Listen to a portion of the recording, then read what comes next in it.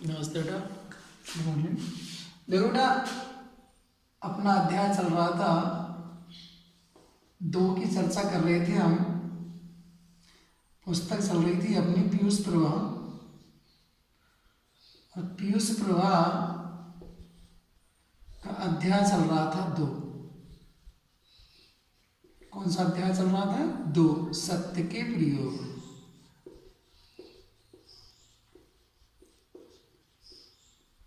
सत्य के प्रयोग, जिसमें गांधी जी के द्वारा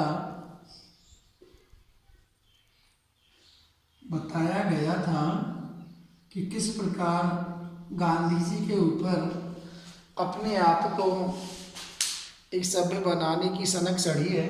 उसके बारे में गांधी जी यहाँ पे बता रहे हैं। देखो, पहला खंड हमने इसमें थोड़ा सा पढ़ लिया था, आज हम आगे चर्चा करते हैं। देखो, तो गांधी जी किस प्रकार अपने आप को सभ्य बनाने का प्रयास कर रहे हैं, जिसमें उन्होंने अपने भाइयों से सोने की चेन मंगवाई है, चिमनी टोपी पहनने के लिए मंगवाई है, टाई बांधना एक सभ्य समाज में शुमार नहीं होता था, तो उन्होंने टाई बांधना सीखा है, बालों में कंघी डालना उन्होंने सीखा है। ऐसी कई प्रकार की बातें गांधी जी के द्वारा अपने आप को सभ्य बनाने के लिए सीखी गई हैं। आगे देखो, हम चर्चा करते हैं अब। पर इतनी टिमटामी काफ़ी न थी। गांधी जी बता रहे हैं कि इतने से काम नहीं चल पा रहा था। जो टिमटा उन्होंने अपने आप को संवारने में, सजने संवारने में जो की थी, उतने से काम नहीं चल पा रहा था। अकेली सभ्य पोशाक से सभ्य थोड़ी ही बना जा सकता था। गांधी जी का मानना था कि सिर्फ एक सभ्य पोशाक पहन करके ही, एक सभ्य पोशाक पहन करके ही थोड़ी सभ्य बना जा सकता था। सभ्य बनने के लिए तो बहुत कुछ करना पड़ता है। मैंने सभ्यता के दूसरे और कई बाहरी गुण जानने का प्रयास किया। गांधी जी के मन में विचार आया कि सभ्य पोशाक पहनने से ही थोड़ा सभ्य बना जा सकता है। उसके लिए उन्होंने और कई प्रकार के उपाय सोचना प्रारंभ किया, और मैंने उन्हें सीखना भी चाहता था। सभ्य पुरुष को नाचना आना चाहिए। गांधी जी का मानना था कि सभ्य पुरुष बनने के लिए सभ्य मनुष्य को नाचना भी आना चाहिए। उसे फ्रेंच अच्छी तरह जान लेनी चाहिए। जो फ्रेंच भाषा थी, फ्रेंच भाषा का ज्ञान भी पूरी तरह से उस व्यक्ति को आ जाना चाहिए, तभी वो सभ्य बन सकता है। क्योंकि फ्रेंच इंग्लैंड के पड़ोसी फ्रांस की भाषा थी। जो फ्रांस देश था, उस फ्रांस देश की भाषा थी फ्रेंच।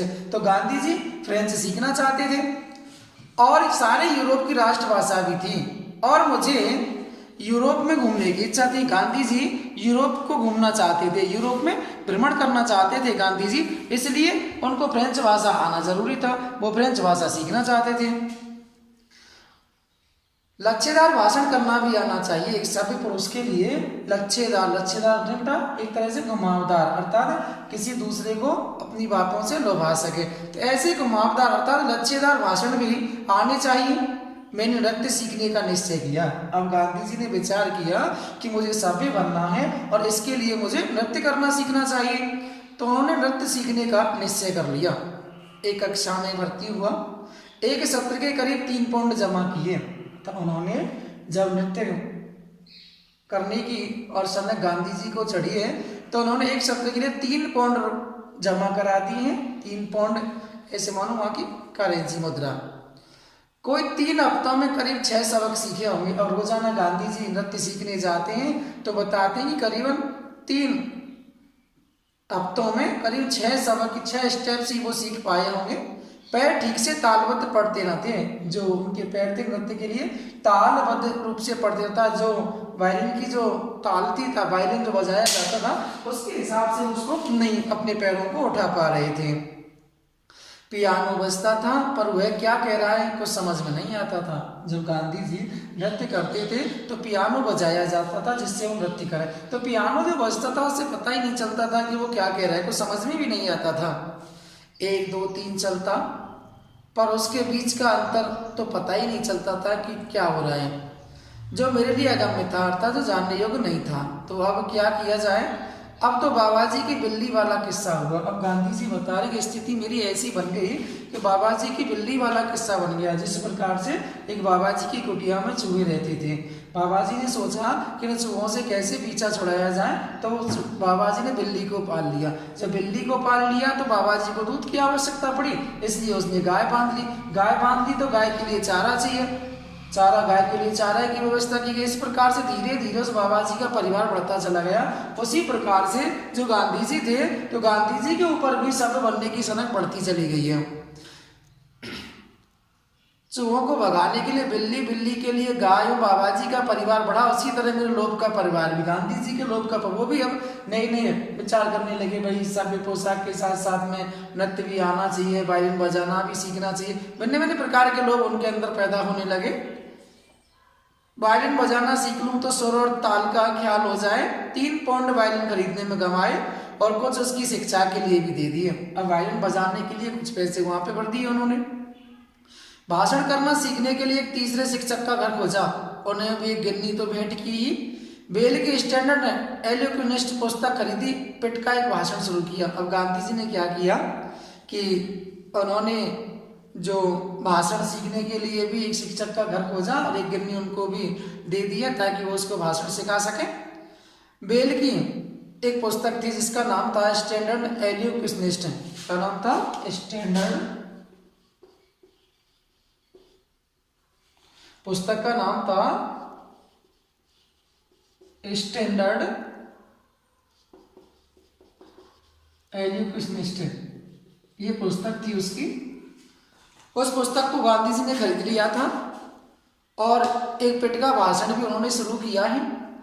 इस बेल साहब ने मेरे कान में घंटी बजाई, अर्थात गांधी जी ने जो बेल साहब की पुस्तक पढ़ी, उस पुस्तक को पढ़ करके गांधी जी के मन में, अर्थात गांधी जी के अंदर एक विचार उत्पन्न हुआ।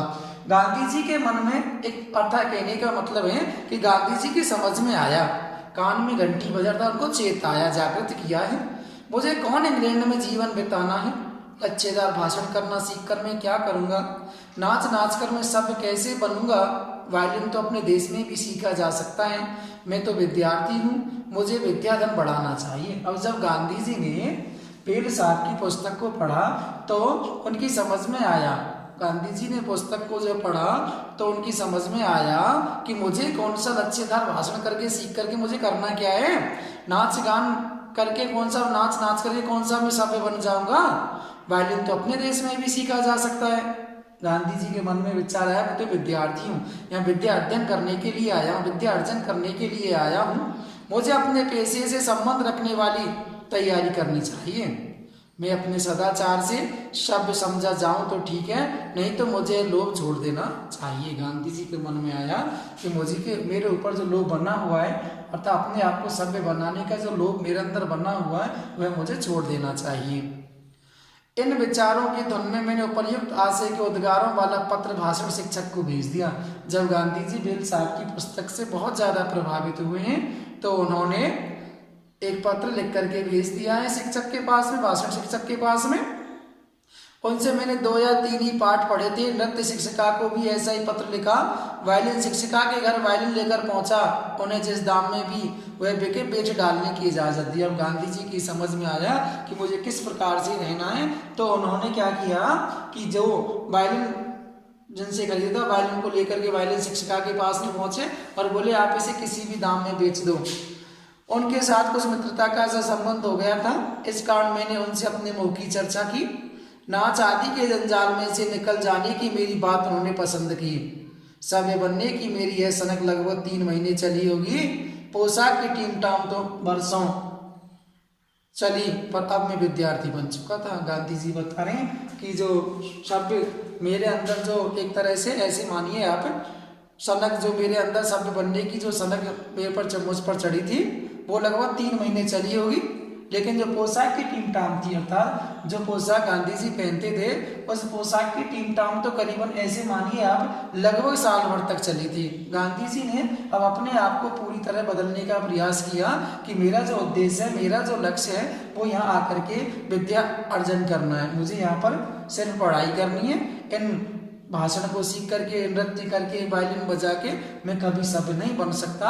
मुझे तो यहाँ पे आकर के सिर्फ अपनी विद्या को अर्जित करना है। मेरा जो उद्देश्य है, मेरा जो लक्ष्य है, मुझे वही हासिल करना है। ऐसे विचार गांधी जी के मन में जब आए हैं तो उनके ऊपर से वो सभ्य बनने की जो सनक थी वो पूरी तरह से हट चुकी है। अपने आप को उन्होंने पूरी तरह बदल लिया था। तो देखो बेटा, अगला जो खंड आएगा अपना वो आएगा बलवान से भिड़ंत। उसकी चर्चा अगली वीडियो में करते हैं। धन्यवाद।